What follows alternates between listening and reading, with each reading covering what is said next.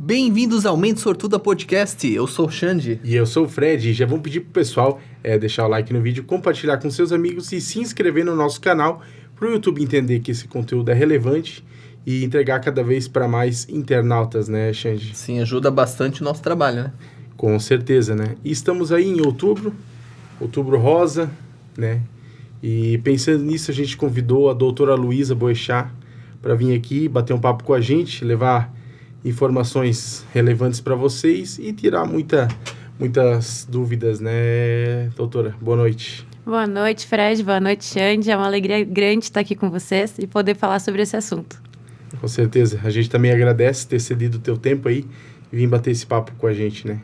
E queres falar um pouquinho pra gente o que é o Outubro Rosa, qual a importância dele?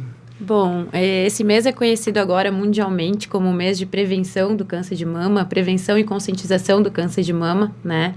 E isso tudo começou lá nos Estados Unidos, né? A gente revisando sobre a história do Outubro Rosa, a gente viu que algumas cidades, municípios dos estados dos Estados Unidos faziam campanhas separadas sobre o Outubro Rosa, sobre a importância das mulheres se conscientizarem sobre a existência e os cuidados com câncer de mama, e faziam ações separadas. Mas em 1990 teve uma corrida de rua em Nova York, que foi a Corrida pela Cura, que se tornou símbolo, então, desse movimento, e que foram distribuídas pela primeira vez aquelas fitinhas cor-de-rosa, que hoje são símbolo, que até hoje são símbolo da campanha, né? Então, a partir daí, esse movimento foi ganhando força, e no Congresso Nacional dos Estados Unidos, outubro ficou como o mês de conscientização e prevenção do câncer de mama. E a partir daí, isso foi ganhando força mundialmente. Aqui no Brasil, em 2002, na cidade de São Paulo, o obelisco do Ibirapuera, que é um monumento lá em São Paulo, foi iluminado com a cor rosa. E a gente vê, a partir de então, né, várias manifestações, hoje em dia é mais frequente durante esse mês, alguns outros monumentos, né, por exemplo, o Cristo Redentor no Rio de Janeiro, né, monumentos imponentes das cidades que acabam sendo coloridos para representar esse mês, e várias ações, né, até nós aqui falando sobre isso, né, para trazer esse assunto à tona e o porquê que ele é tão importante, né? Ah, sim, com certeza. E é um assunto aí que é muito importante, porque tudo que envolve saúde, né? Mas até muito tempo atrás era muito tabu, né? Em cima disso aí. Lógico, essa questão do corpo ali é um pouco mais complicado, né? É aquilo que a gente fala. Quando a gente fala de câncer, isso já gera um impacto, né? É aquela palavra que as pacientes, que as pessoas não querem ouvir, né? Seja independente da doença que for, de onde for, né? Então, mas o Outubro Rosa, é importante a gente estar falando sobre isso, porque justamente quanto antes a gente descobre, assim como a maioria dos cânceres, né, como qualquer problema de saúde, quanto antes a gente descobre, mais tempo a gente tem para agir contra ele, né? Então, por isso a importância de falar sobre isso. O câncer de mama é o câncer que mais afeta as mulheres do nosso país, quando a gente exclui os tumores de pele não melanoma, né? Que são aqueles tumores de pele que são mais frequentes, principalmente na nossa população, que é muito clara, aqui na região sul também, né? Mas então, dentre os outros cânceres, o câncer de mama é o que mais afeta as mulheres. Para esse ano de 2022, de 2020 a 2022, para cada ano nesse período, eram estimados 66 mil novos casos de câncer de mama, né? Então, claro que a gente ainda não sabe o impacto que a pandemia teve nesse número. Por quê? Porque muitas mulheres deixaram de fazer seus exames. Então, talvez alguns diagnósticos tenham sido mais tardios, né? Deixaram de acontecer no ano de 2020, por exemplo, e acabam acontecendo agora, quando as pessoas voltam a ter suas rotinas de fazer os exames, né? Então, mas mesmo assim, já eram esperados um número bem grande de casos, né? Então, por isso que é tão importante a gente falar sobre isso, porque realmente é uma doença frequente, que ela existe, que ela está aí, e a gente sabe que quanto antes a gente descobre, permite tratamentos mais conservadores, menos agressivos, e nos estágios mais iniciais a chance de cura chega a 95%. Sim. Então, assim, a gente não quer ouvir essa palavra, mas se a gente tem essa doença e vai atrás da informação e vai atrás do tratamento, muda a nossa vida. Ah, sim. É o que eu gosto de falar para os pacientes. A gente fazendo o tratamento, descobrindo e fazendo o tratamento, pode se tornar um capítulo da sua história. Não vai ser um definidor da tua história, né? Então, tu vai ter muitas outras histórias para contar, né? E esse vai ser um capítulo muito importante da tua vida, mas não vai ser só isso. Desde que a gente sabe o que esteja acontecendo, que vá tratar, né? e aí tem muita possibilidade, tem muitas coisas que podem, muitas coisas boas que podem acontecer ainda, né? Sim, com certeza. E esse exame ali, ele recomenda-se ser feito cada quanto tempo, assim? Assim, a gente tem pela Sociedade Brasileira de Mastologia, né, que é a especialidade, então, que tem esse cuidado com a saúde das mamas, é recomendado a partir dos 40 anos, anualmente, fazer a mamografia. E eu pego na minha rotina pacientes que têm resistência, às vezes, em fazer a mamografia, porque consideram um exame doloroso. E às vezes tem muitas coisas que não são verdades, assim. Porque é um exame que tem radiação e isso aumenta o risco de câncer de mama ou outros cânceres, né? A radiação realmente aumenta o risco de câncer, mas quando é uma exposição muito grande, né? A fração do exame é muito pequena. E é um exame que acontece muito rapidamente. Então, a gente sabe, os estudos mostram pra gente que a mamografia anual está relacionada a uma redução de mortalidade por câncer de mama de 30%. Então, assim, muitas vezes a gente quer alguma coisa que resolva nossos problemas rapidamente, aquelas fórmulas milagrosas que na maioria das vezes não existem, né? Mas, assim, o que pode reduzir em 30% a minha chance de morrer por câncer de mama? Existe isso, é a mamografia, e é um exame amplamente distribuído, né? Tem muito fácil acesso na maioria das regiões do país. É um exame rápido e ele é muito eficiente. Por quê? Porque através da mamografia a gente consegue ver alterações na mama muito antes de dar alterações na própria mama, de palpá-la, né? Por exemplo, um nódulo, ele é perceptível quando ele já está num determinado tamanho, ou uma alteração na pele. Só é vista quando a doença já está um pouquinho maior. E através da mamografia a gente consegue ver a lesão com milímetros, né? Então, favorece um diagnóstico muito precoce e quanto antes, quanto menor a doença, menos agressiva é a cirurgia. Às vezes, dependendo, de acordo com cada caso, né? A necessidade de fazer uma quimioterapia, reduz a chance de cirurgias muito mutilantes, né? Então, tudo isso traz muito benefício para as pacientes. Então, por isso que se fala tanto desse mês, né? E é uma coisa assim, não tem muito... tem várias coisas que a gente pode fazer para prevenir o câncer de mama. Mas, infelizmente, para algumas mulheres, independente, assim, de ter uma vida super saudável, essa doença vai acabar acontecendo por várias mutações que acontecem nas células e acabam tendo essa doença. Então, não tem assim, se eu fizer isso todos os dias, eu não vou ter. Vai diminuir muito a chance de ter, né? Então, por isso que é importante a gente estar falando sobre isso, porque é uma doença muito prevalente, né? E a mamografia reduz muito, então, a mortalidade, que realmente causa impacto, né? Na vida dessas pessoas. Então, por isso que vale a gente estar sempre falando e ter tanta visibilidade desse mês, né? Com certeza, Era até um negócio que eu ia perguntar, que eles falam, se tu se tocar, né, tipo, a mulher, tipo, vai se tocando, quando ela percebe que tem um nódulo, talvez já é tarde demais, então. Não.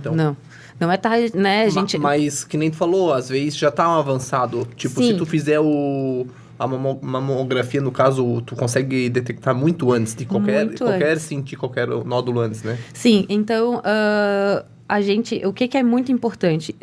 Primeira coisa, se conhecer é muito importante, né? Porque realmente, o câncer de mama, a gente espera que seja uma doença que afete pacientes a partir dos 50 anos, predominantemente. Só que a gente tem visto um aumento de casos em pacientes mais jovens, né? Até, por exemplo, tem alguns levantamentos que mostram que, por exemplo, em 2009, 8% dos cânceres eram em pacientes jovens, antes dos 40 anos. Em 2020, 22% já são em pacientes jovens. Ou seja, está tendo um aumento, né? E a gente não tem muito bem determinado, por exemplo, as diretrizes mandam a gente fazer a mamografia, orientam a gente a fazer a mamografia a partir dos 40 anos.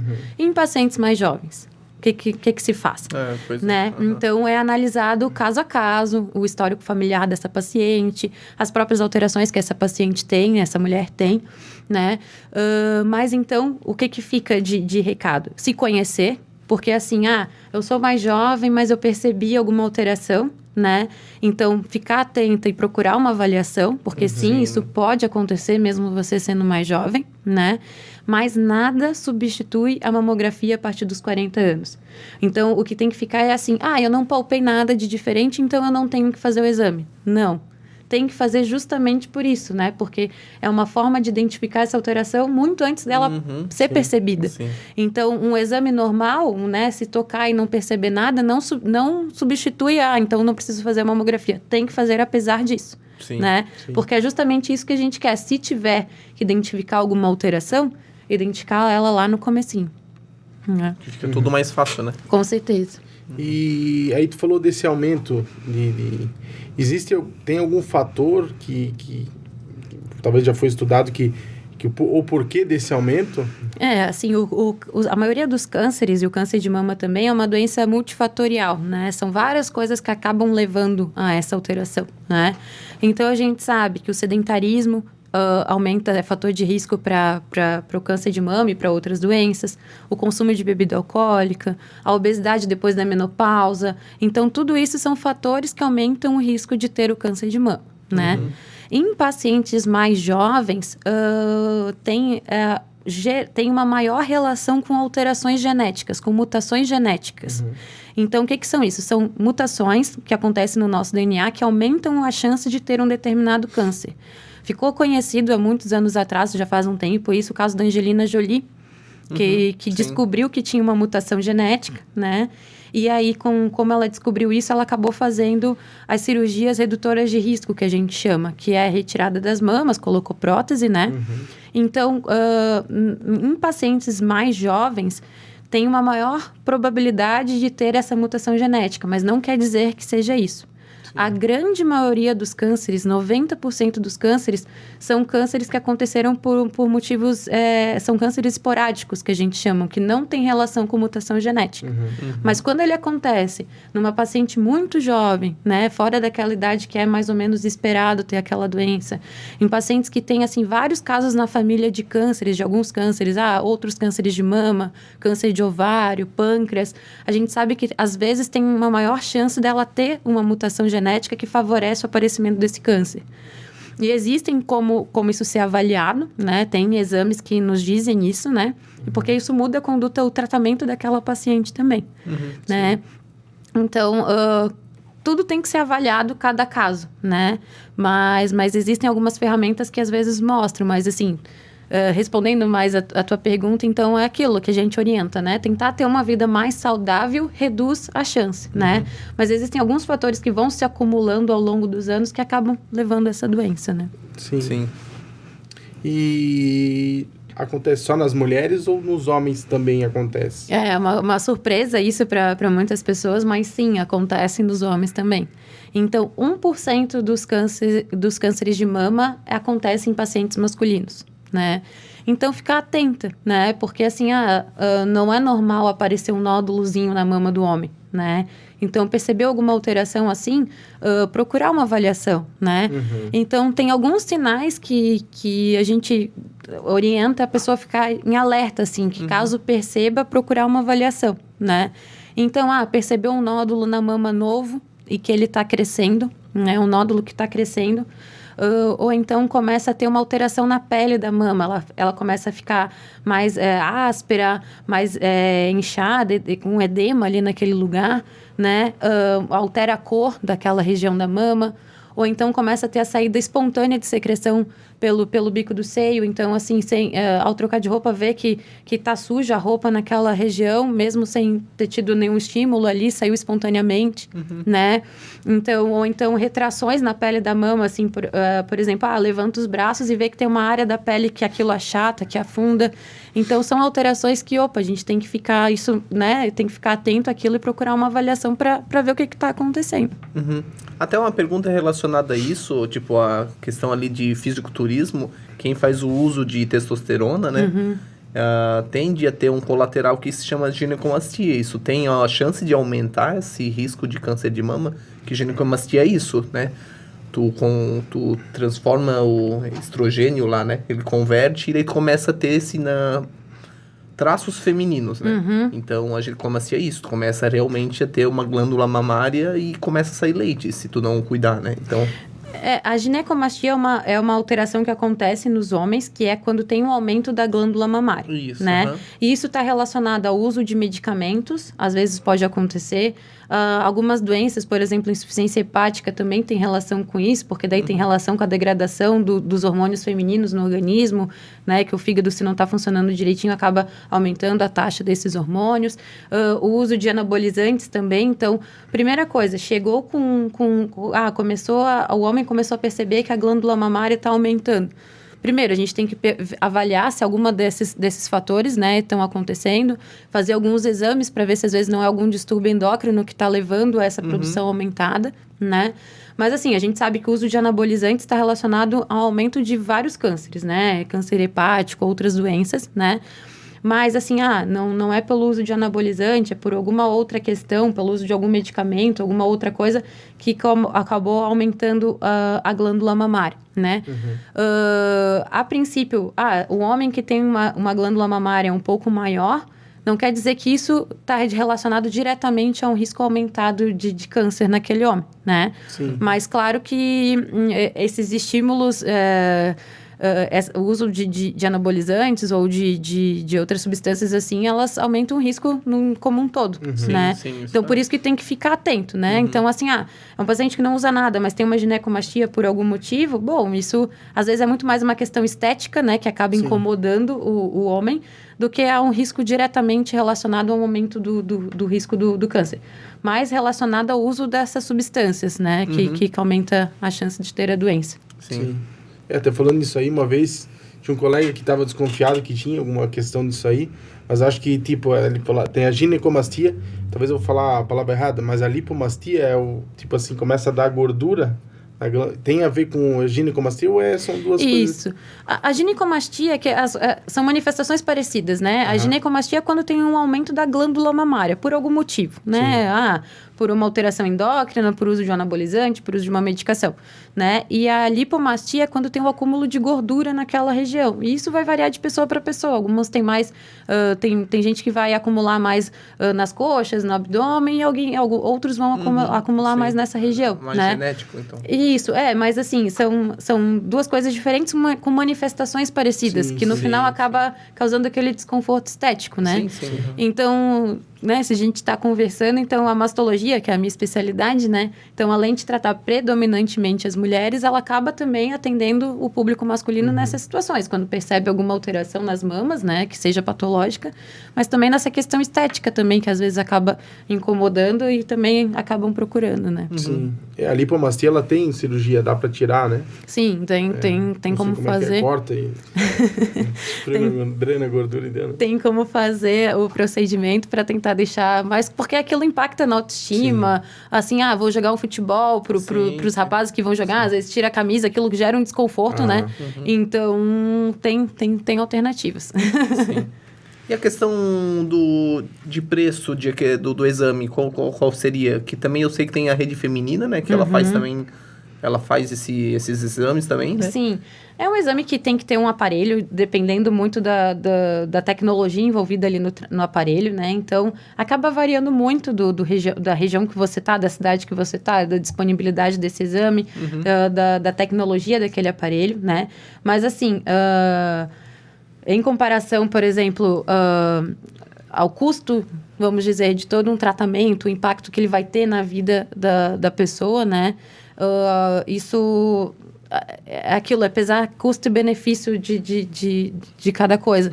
Mas, assim, ele é muito distribuído pelo SUS, né? Então, a gente consegue, a paciente que vai consultar com o médico, acaba passando por um ginecologista, pelo mastologista, pelo clínico, e está na idade de fazer o rastreamento. É um exame que, geralmente, os pacientes conseguem fazer pelo SUS, né? Eu não vou saber te dizer exatamente quanto que está aqui, mas eu acredito que seja em torno de 100 a 200, 250 reais, talvez, a realização desse exame no privado, tá? Mas realmente, eu acho que é mais ou menos por aí. Mas é um exame que tem como ser feito pelo SUS também. Pelo custo, né? O custo-benefício de saber, né? Realmente tirar essa dúvida é barato, né? Então... anualmente se consegue fazer esse exame pelo SUS também, né? Então, é aquilo... A gente sabe, com a correria do dia a dia, às vezes, quando a gente se prioriza, tirar uns minutinhos pra gente fazer algo pela gente, assim, né? Isso é dispendioso, às vezes, mas o resultado disso pode ser tão benéfico pra gente. Então, é aquilo de fazer um compromisso, né? De assumir esse compromisso de que uma vez por ano você vai tirar uns minutos para fazer esse exame e depois passar para uma consulta para avaliar se está tudo bem, né? Sim. Que isso lá na frente vai te trazer muito mais saúde, muito mais tempo para aproveitar como quiser a vida, né? Com certeza. E tu, como especialista na área, como é que tá essa procura das mulheres pela mamografia? Isso em porcentagem, assim, tu sabes me dizer pra gente, tá bom, tá ruim? Tem pouca mulher indo atrás do... Sim. Agora, esse mês é um mês interessante pra gente que, como médico que está na área, que lida com as doenças relacionadas à mama todos os dias, a gente fica feliz com a repercussão que o Outubro Rosa tem, com o impacto que tem, que a gente vê muitas ações, né? Desde uma loja que põe balões cor-de-rosa, até empresas que fazem campanhas, prefeituras, então isso é muito falado, né? Então... A gente sabe que é um exame que tem adesão das mulheres, elas acabam fazendo, mas aquilo que a gente estava falando antes, com a pandemia, teve uma redução drástica na realização desses exames, né? Então, aquelas mulheres que ficaram sem fazer, às vezes, 2 anos, a gente tem visto pacientes que agora chegam com uma lesão ali, né? Sim. Um pouco maior. Então, o recado que fica é aquele, não fez os seus exames, não deixe de fazer agora, né? É uma boa adesão, mas é aquela que a gente quer que 100% das mulheres, a partir dos 40 anos, façam, né? Sim. E é a partir dos 40 anos eu vou fazer até que idade, né? Porque se fala muito a partir de que idade, né? Então, a gente sabe que pacientes até os 75 anos é o recomendado. Mas se a gente tem aquela paciente com 75 anos, mas que é super saudável, não tem nenhum problema de vida, que é limite, que tem uma expectativa de vida para muitos anos ainda, que ela continue fazendo. Sim. Né? Então, Mal não vai fazer, né? exato. Continua tendo um bom benefício a realização desse exame. E quem tá abaixo dos 40 pode fazer do mesmo jeito? Procurar e... Como é que funciona, assim? A mamografia é um bom exame a partir dos 40, por quê? Porque está muito relacionada com as características daquela mama da paciente. Quando a paciente é mais jovem, a mamografia é um exame que tem maior dificuldade de ver a glândula mamária, né? Então, para pacientes jovens, tá recomendado, às vezes, se fazer uma ultrassonografia, né? E até uma ressonância magnética, né? Para pacientes que têm mamas densas, que a gente fala, que tem fatores de risco, por exemplo, uma história familiar importante para câncer de mama, algumas gerações que tiveram essa doença, né? Então, a gente tem como usar esses outros exames. Mas, assim, por exemplo, uma paciente jovem que acabou tendo esse diagnóstico, a gente sempre... Eu tenho por prática complementar com a mamografia, porque tem coisas que só a mamografia vai ver, né? Tem calcificações que são vistas muito bem na mamografia, que é como se fosse uma areinha, vamos assim dizer, né? Bem grosseiramente falando, só para ficar mais didático, assim, o que a gente está falando, que são alterações muito finas que aparecem na mamografia. Então, por exemplo, pode acontecer de a paciente ter um nódulo de 1 centímetro, mas associada a isso ter uma área de microcalcificações de 5. Então, às vezes, a gente acha que tem só um nódulozinho, se a gente não complementa com uma mamografia, por exemplo, a gente deixa de tirar, de fazer um melhor plano terapêutico para aquela paciente, né? De conseguir retirar realmente toda aquela área de lesão. Então, por isso que é importante complementar. Então, assim, pacientes jovens, vai ser de acordo com a história daquela paciente, a gente vai avaliar qual que é o melhor exame, mas geralmente se usa ou a ultrassonografia ou a ressonância para avaliar aquela paciente. E fazendo parênteses aí, só não saindo muito da área, mas tu não nasceu aqui, mas foi criado aqui em Getúlio e tal. Onde é que tu fez a tua faculdade, as tuas especializações? Se quiser complementar um pouquinho, só por... Sim. Então, eu moro aqui na região desde muito pequena. Se eu não me engano, por volta dos 2 anos a gente veio para cá, né? Então, a gente morou em Vitor Meireles, morou em Dona Ema e passou a maior parte da vida aqui em Presidente Getúlio, né? Então, eu fiz faculdade pela Universidade Federal de Pelotas, lá no Rio Grande do Sul, né? Foram 6 anos de faculdade. E aí, quando eu me formei na metade do ano, e as provas de residência que faz a especialização, né? Elas acontecem no final do ano, né? E aí... Então, eu me formei na metade do ano, eu tive alguns meses, assim, até começar na residência, né? Então, eu fui trabalhar num posto de saúde em Otacílio Costa, né? Que foi a minha primeira experiência como médica, assim. Foi uma experiência muito legal. Até hoje, tenho contato com as meninas através das redes sociais, assim, foi um período que eu tenho carinho por aquelas pessoas, assim, né? Que é uma escola também, né? Quando a gente... Com certeza, né? Primeira prática. Né? É o mundo, assim, quando acontece. E aí, foi muito importante esse período, porque quando a gente acaba a faculdade, às vezes a gente tem dúvidas, né? Qual que é a área que a gente vai seguir. Mas durante a minha faculdade, desde as 2 semanas de aula, tinham 2 cirurgiões oncológicos lá em Pelotas que eles faziam uma seleção para os alunos auxiliarem eles nas cirurgias.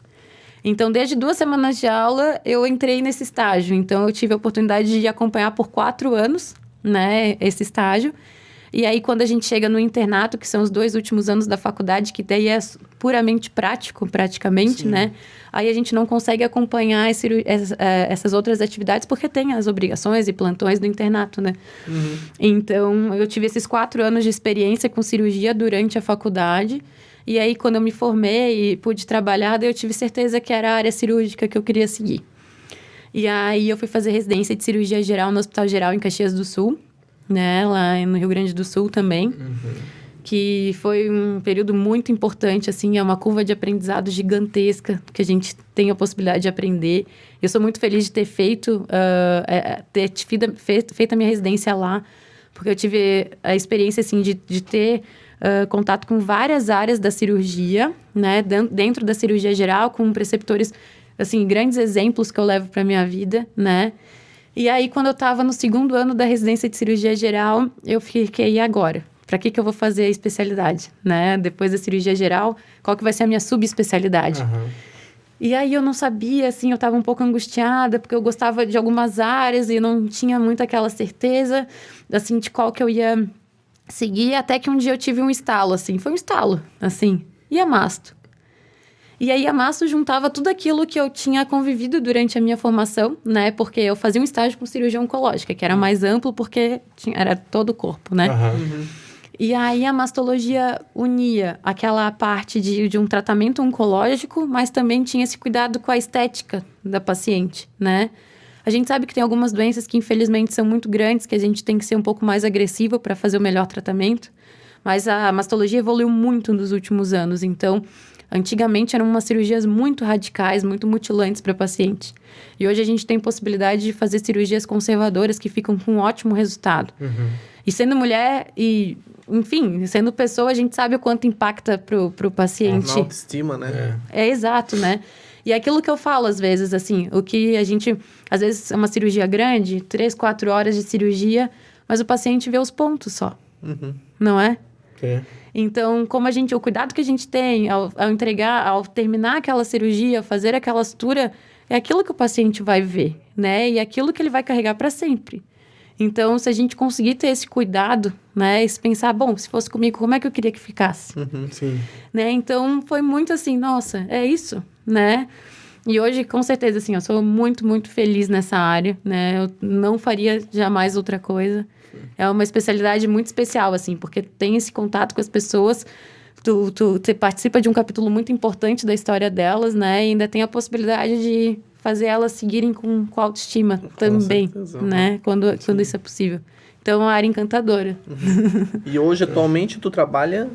Eu trabalho aqui em Getúlio e trabalho em Rio do Sul, né? Eu tô morando em Rio do Sul. E eu atendo toda semana, eu faço consultório aqui em Presidente Getúlio, ali no hospital, no hospital aqui em Getúlio tem salas de consultórios, né? Uhum. Que tá disponível para os médicos, então eu atendo aqui, ali no hospital, uma vez por semana. E em Rio do Sul, eu atendo no consultório também, faço consultório, lá em Rio do Sul, no Almanara, no edifício Almanara. Estou atendendo na oncologia do regional, então faço mastologia pelo ambulatório da oncologia. Então, todas as pacientes da região, do Alto Vale, a referência SUS é lá, né? Então, tem esse contato com as pacientes, então, desde o diagnóstico, da cirurgia, né? O acompanhamento pós-cirúrgico também, o segmento que essas pacientes vão ter, porque geralmente são anos de acompanhamento, né? E de tratamento também, né? E faço também o ambulatório do município, o CAM, o ambulatório do município lá de Rio do Sul. Aí não só as alterações oncológicas, né? Mas qualquer alteração, qualquer doença nas mamas, essas pacientes são encaminhadas para lá. Uhum. Então, bem legal. Até Tenho também, e também estou na universidade, na Unidade. Ah, legal. Os alunos, eu tenho maior contato com os alunos que já estão no internato, que são os últimos anos da faculdade. Então, eles me acompanham na rotina da prática das cirurgias, do andar, né, do ambulatório também. Então, eles estão ali com a gente também. Legal, né? Daí se tornar referência para essa pessoa que tá vindo. É muito legal, porque aquilo, eles te estimulam a sempre estar atualizado, né? Sim.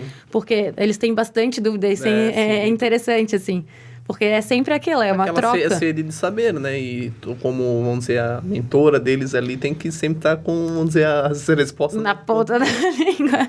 Então, é exatamente dá um isso. estímulo a mais para sempre estar, né, atualizada, né? Sim, e é muito legal, porque assim, né? Há pouco tempo foi comigo, né? E assim, o tempo já tá passando, na verdade, né? Já faz 5 anos, na verdade. Então, a gente vai conversando aqui, mas eu me formei, daí foi 2 anos de cirurgia, 2 anos de mastologia, né? E eu terminei em fevereiro e agora em março cheguei aqui na região.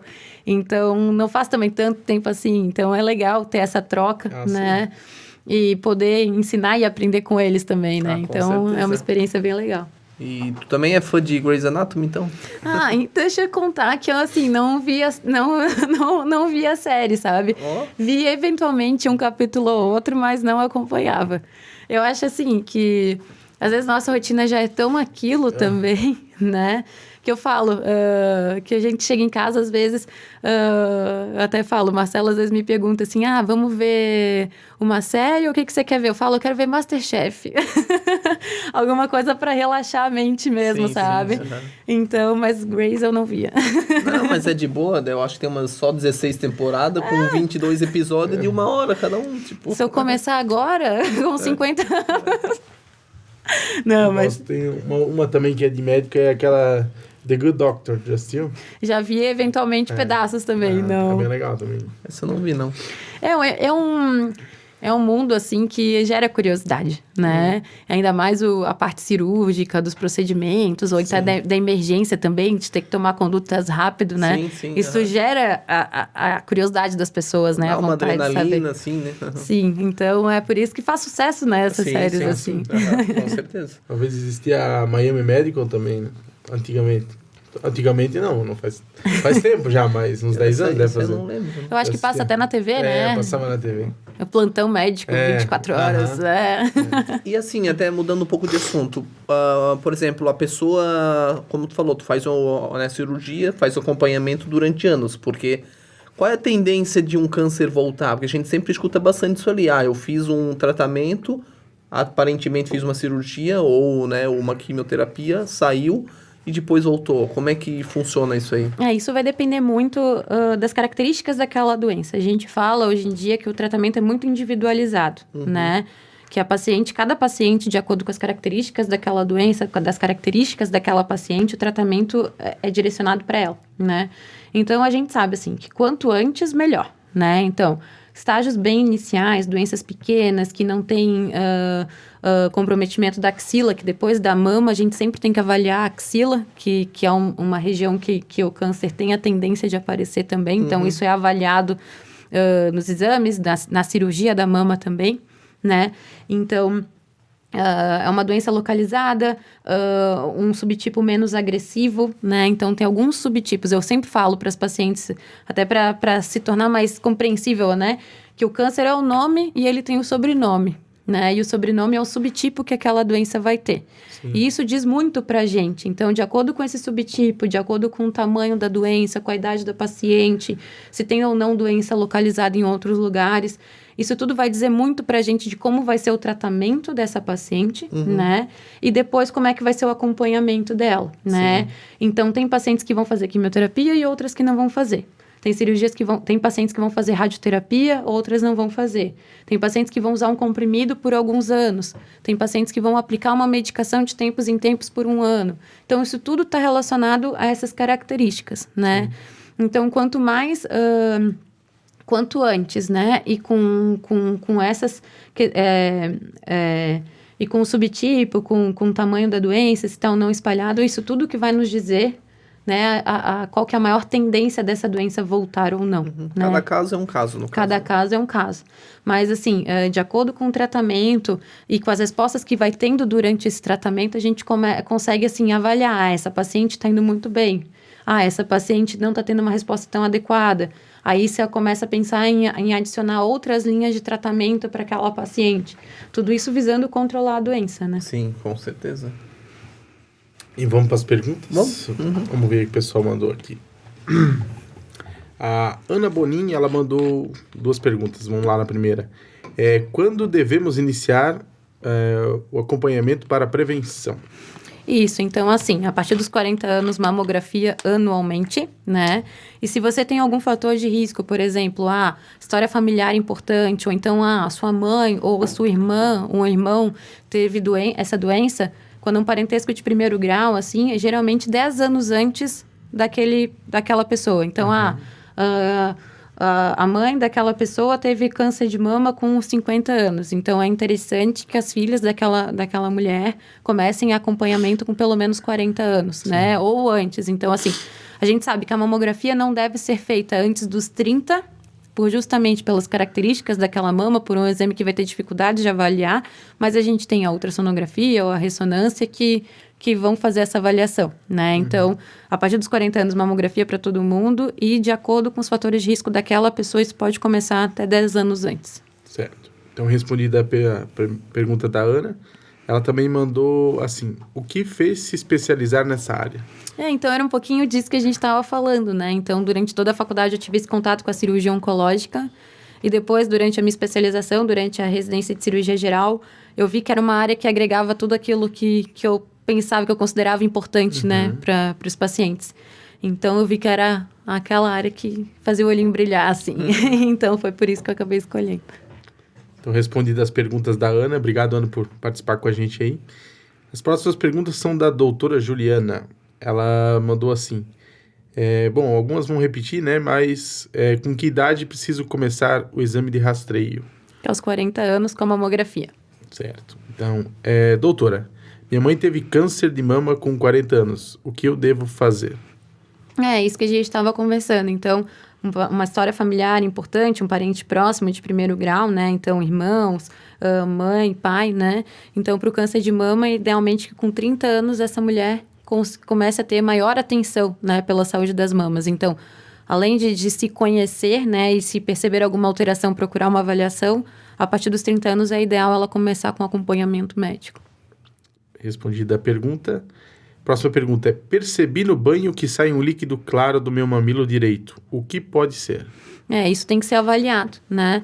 Porque é a descarga papilar, que a gente chama o nome dessa secreção, que sai espontaneamente. Então, se ela sai só de uma das mamas, espontaneamente, sem ser por causa da pressão local ali, de um dos ductos só, as características, a cor dessa secreção, isso vai trazer algumas informações pra gente, mas a gente vai precisar analisar melhor, porque pode estar relacionado a alterações benignas, ao uso de medicações, a alterações endócrinas, mas pode estar relacionado também a câncer, então por isso que tem que ser avaliado.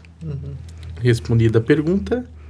A próxima pergunta: quem já teve câncer de mama pode colocar silicone? Pode. Então, até é um direito das pacientes a reconstrução de mama, né? Então, por algum motivo aquela mama teve que ser retirada para controle da doença, né? Era uma doença mais agressiva, vamos assim dizer. Então, ela retirou a mama inteira. Essa paciente tem o direito de ter a reconstrução, seja com prótese, seja com algum outro retalho que a gente tem, né? Que são outros artifícios que a gente tem ali para fazer aquela reconstrução. Então, sim, ela pode usar silicone, ela pode ter a prótese de silicone, tá? E é um direito da paciente, inclusive. Respondida a pergunta, então vamos lá para a última pergunta. Quem tem câncer de mama tem maior risco para ter outros tumores? Isso está relacionado principalmente quando aquela pessoa tem, sabidamente, uma mutação genética, né? Então, a gente sabe que, de acordo com a mutação, às vezes, além do câncer de mama, tem um maior risco para ter câncer de ovário, pâncreas, estômago, leucemias, sarcomas, que são outros tipos. Isso de acordo com a mutação genética que aquela pessoa tem. Mas lembrando que isso é a minoria dos casos. Então, de 5 a 10% está relacionado a essas mutações genéticas que geralmente estão relacionadas com outros tipos de câncer também. Por isso que a importância de saber dessa mutação, né? Quando se tem, para poder ficar de olho nas outras áreas do corpo que pode ter essa doença também, né? Então, mas isso é uma minoria dos casos. Sim. Respondida aí as perguntas da doutora Juliana, obrigado por participar aí com a gente. Não sei se tem alguma dúvida ainda que queria perguntar. Eu acredito que era isso aí. Queres deixar uma mensagem pro pessoal, Luísa, para o pessoal que está assistindo, questão de prevenção e tudo mais? Sim.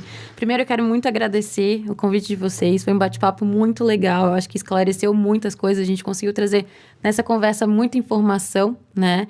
E, assim, algumas coisas. Então, primeiro, não tenha medo de receber um diagnóstico, né? Existem muitas possibilidades depois de um diagnóstico. Então, assim, às vezes as pessoas têm medo de saber daquilo pelas consequências que um tratamento vai ter. Mas, assim, o tempo é primordial, um aliado muito importante, né? Então, não tenha medo de receber um diagnóstico, não tenha medo de fazer perguntas, não tenha dúvidas, né? Assim, aproveite o momento da consulta para perguntar, para esclarecer. Nenhuma dúvida é boba, tudo tem que ser esclarecido, porque a gente tem uma tendência de sempre imaginar o pior. Né? Verdade. Então, assim, procurar informações de qualidade, acho que a internet está aí para ajudar a ter informações, mas procurar informações de qualidade, porque tem muita coisa que às vezes não se aplica para aquele caso, né? Mas, assim, então, esclarecimento é muito importante, né? Então, a partir dos 40 anos, fazer a mamografia todos os anos, porque a mamografia reduz mortalidade por câncer de mama. Então, é um exame amplamente disponível e que tem um impacto muito positivo na vida das pessoas. Então, nada substitui a mamografia a partir dos 40 anos. Então, isso a gente repete muito, né? Porque é aquilo. Se a gente impactar uma pessoa e mudar a vida daquela pessoa, com certeza valeu muito, né? Então, trazer informação, tornar que esses tabus não sejam mais tabus, que a gente possa conversar, prevenir e ajudar mais pessoas, né? Com certeza. Que é também o objetivo do nosso programa, né? Que a gente Isso sempre aí. fala isso aí. Se conseguir impactar pelo menos uma pessoa, essa conversa aqui já vai ter valido a pena, né? Com certeza, é uma iniciativa muito legal, né, aqui para a região, uma região que tem crescido muito, né, então com certeza isso tem um impacto muito legal na nossa sociedade aqui local, né, Sim. muito legal. Maravilha, então. Luísa, mais uma vez, obrigado por ter vindo aí compartilhar as informações com a gente, bater esse papo. Pessoal que assistiu, obrigado, com certeza é de sua importância esse tema aí e obrigado por terem assistido. Até mais, valeu!